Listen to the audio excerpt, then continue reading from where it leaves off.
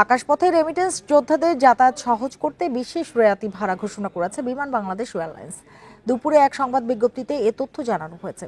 এতে জানানো হয়, বিমান নতুন করে সংযুক্ত আরব আমিরাত, ওমান, কুয়েত ও কাতার রুটেও রেমিটেন্স যোদ্ধাদের জন্য বিশেষ রেয়াতি ভাড়া নির্দিষ্ট ও ওয়ার্কার ফেয়ার টিকিট চালু করেছে।